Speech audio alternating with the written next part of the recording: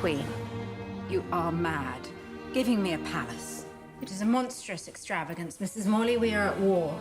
We won. Oh, it is not over. We must continue. Oh. Oh, I did not know that.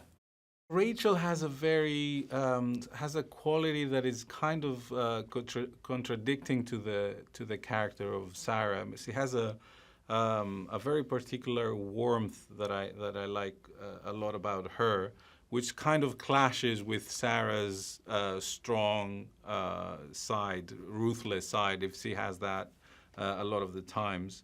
And I think that creates a strange complexity to the character that it's hard to find when the actor themselves don't carry that kind of quality within themselves.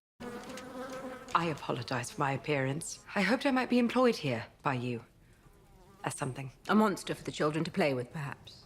I can't say I was surprised by Emma because I always knew that she could bring much more than what was on the page.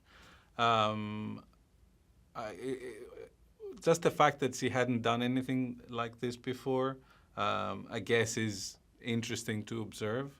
But I think there are a lot of powerful moments within the film when her character observes what other people are doing and what they're saying, and she manages with very, very little to convey so much about, you know, what her character is thinking or what she's intending to do or how she feels about it.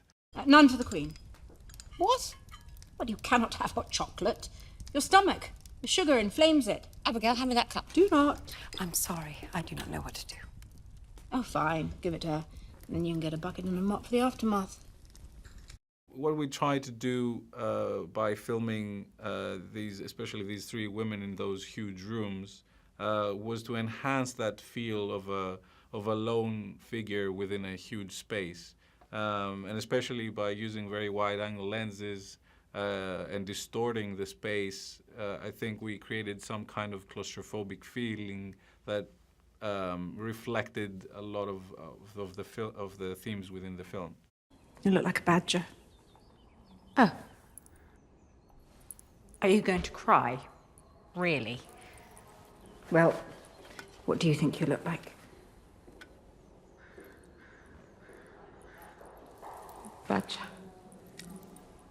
What we initially discussed with Sandy is that it would be interesting to limit the color palette of the costumes. That's why we mainly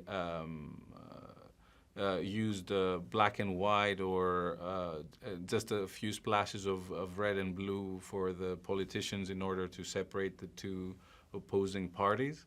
But the rest of the film is mostly black and white. Actually, we did dream at some point if we could actually make a black and white film, but instead we applied that to the costume design. The other thing that we were really interested in exploring is using a lot of contemporary materials and fabrics for the costumes, while we retained the shapes of the period. Sandy used a lot of vintage denim, leather, plastic, 3D printed accessories, whatever worked well for the shape of the costume by utilizing modern materials. I think we tried it. How good to see you've returned from hell. I'm sure you shall pass through it one day.